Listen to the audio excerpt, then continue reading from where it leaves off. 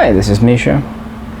It's been a bit since I've done one of these kind of black box videos. This is just a talk anyway. I'll work on trying to figure out a way to put up pictures or a slideshow. I haven't really had time with the holidays and such. This is to answer a question a few of you have asked about just how blind I am, or if I want to be politically correct, just how far does my disability go.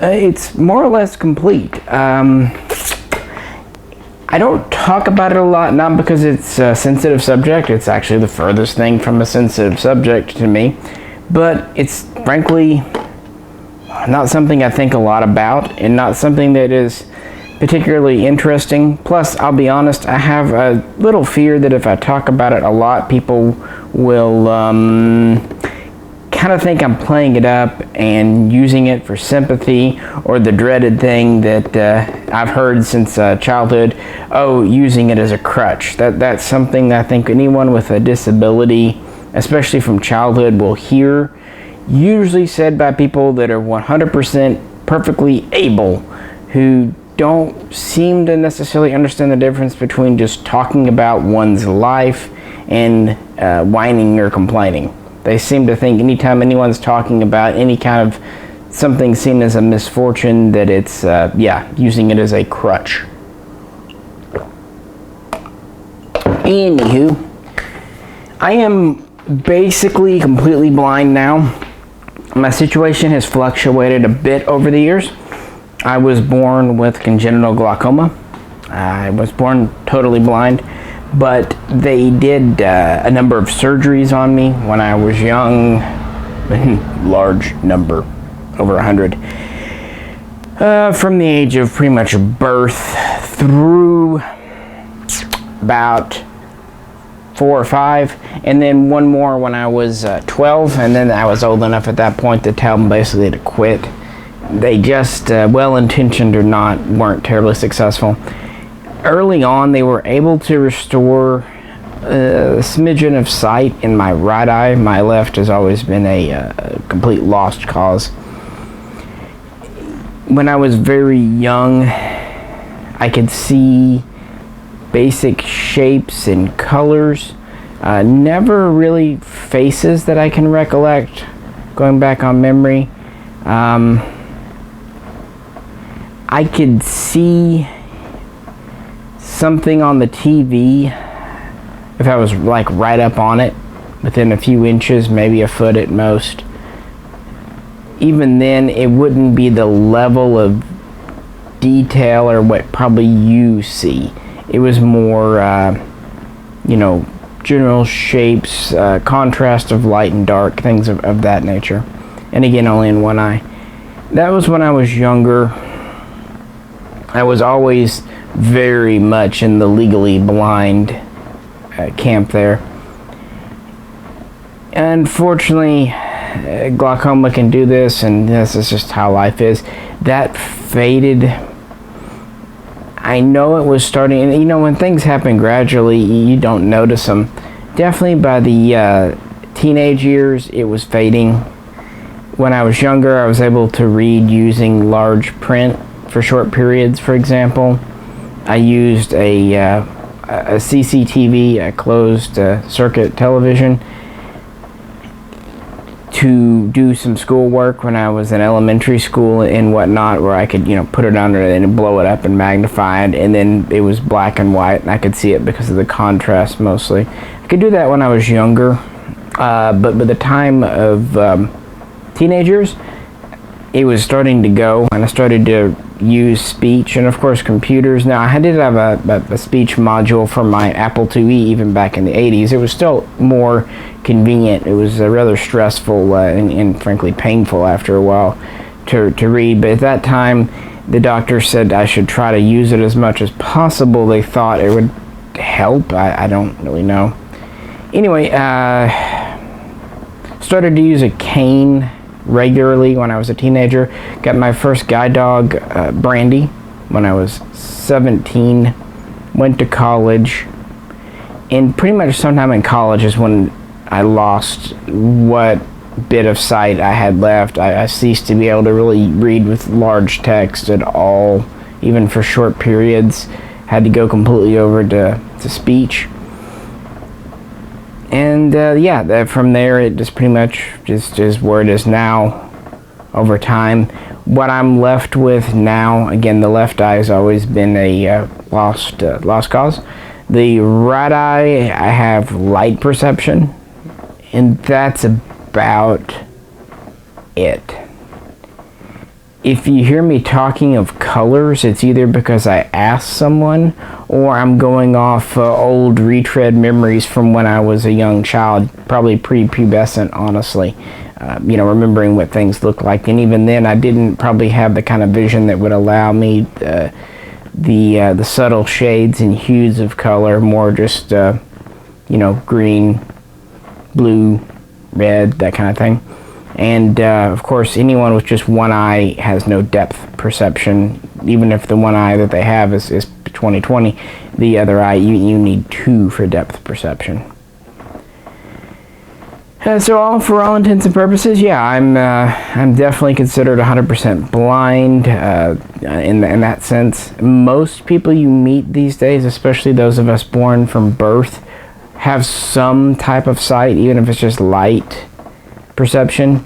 Most people that are totally blind were injured, where their eyes were just straight up injured. Even then, there's sometimes something left. It's just hard to say. So when you hear the word blind, it usually doesn't mean 100% nothing at all, like living in a dark room. And it's not really a dark room, again, because one of my eyes has always not worked. It's absence. It's void. It's not black. It's just nothing, really.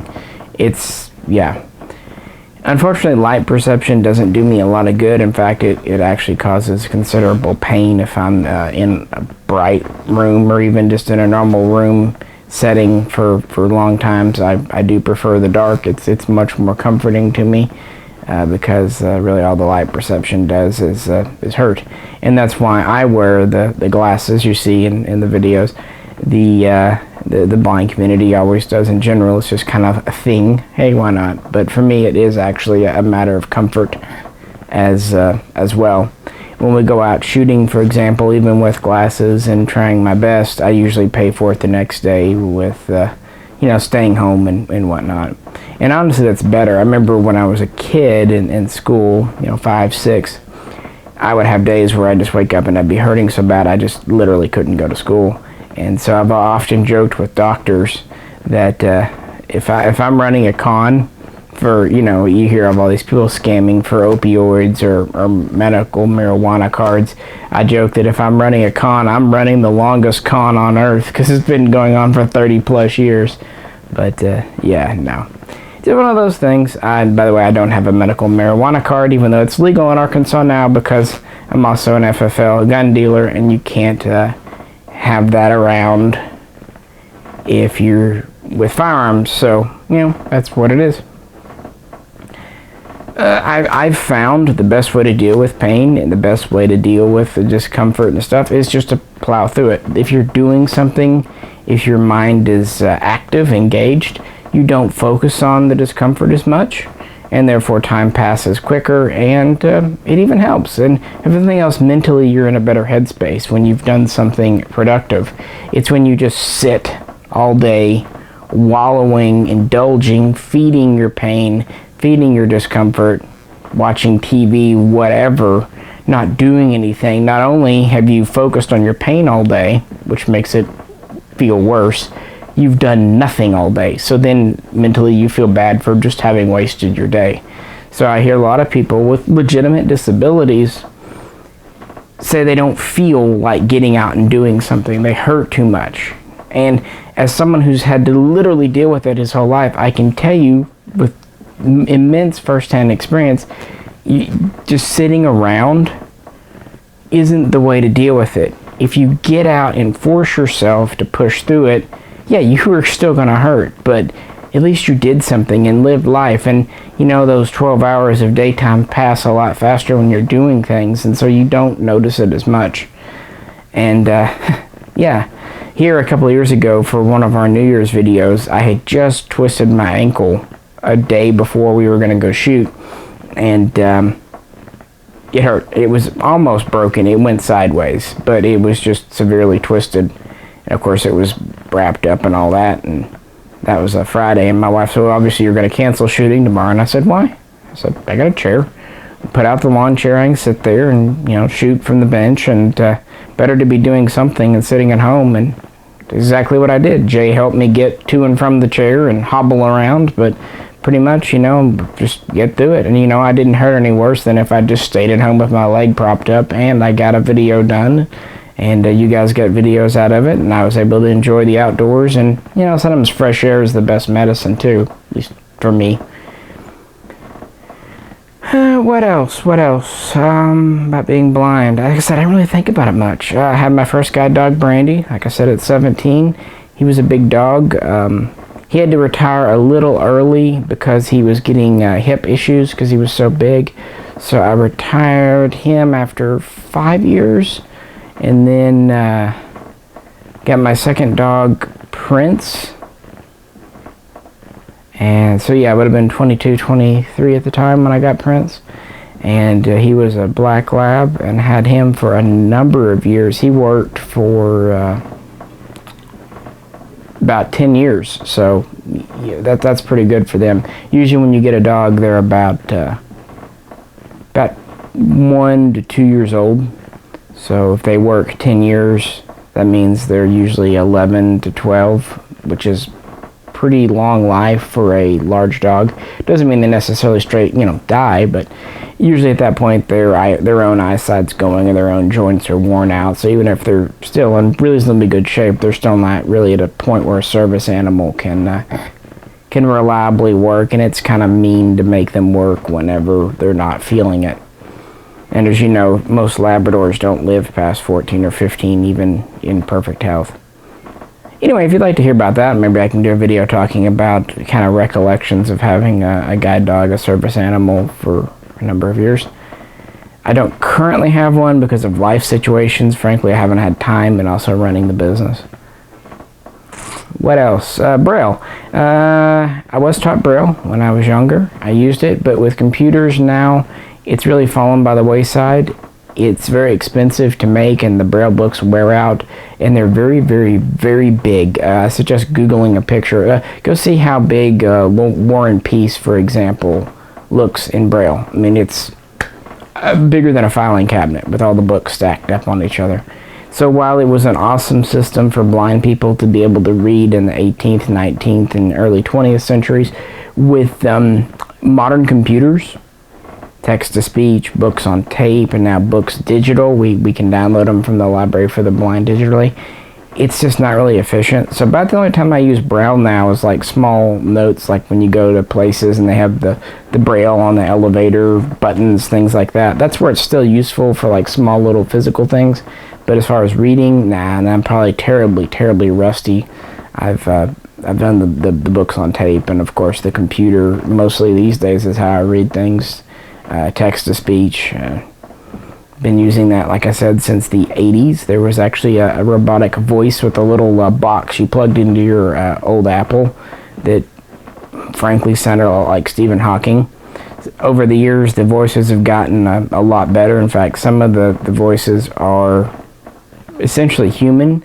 The problem is blind people like to read faster. Listening to everything, read at regular speaking gets very long and drawn out. So we tend to speed it up like this and this and this, and go. And the thing is, the more human the voice, the choppier it gets when you speed it up. So that's why we still a lot of times prefer a more electronic voice, because it speeds up and is more efficient that way. But there are some modules for all kinds of programs out there, and there's half a dozen or more assistive technology speech programs. However, the one that comes with Windows, it pretty much sucks. That's why you have to pay for them.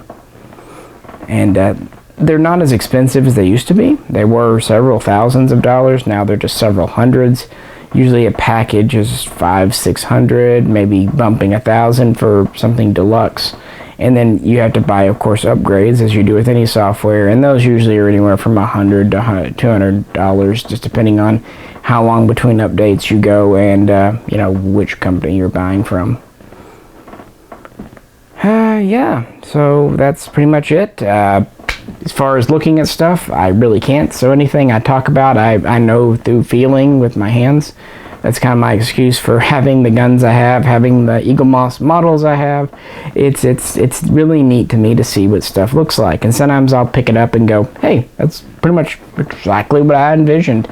Other times, I don't even think I'm picking up the right thing at first until I check on it, and yeah, it's correct. But it's kind of fun anytime something new comes in the mail. I'm very excited to open up the box and put hands on it for the first time to see if my mental image was correct or not. Alrighty, folks, I hope that answered some questions, and feel free to ask them again, and I can try to crank out a couple more of these kind of info videos if you guys like them. So post any questions below if you could. And if you could, like, share, subscribe, check out my other videos, and also check out our main page over at Mishaco. You know, that's where we do the professional stuff. This is just a kind of a chat and casual place over here, so you'll hear me talking a bit more candidly and casually. So, yeah. Appreciate you tuning in, and I will catch you next time.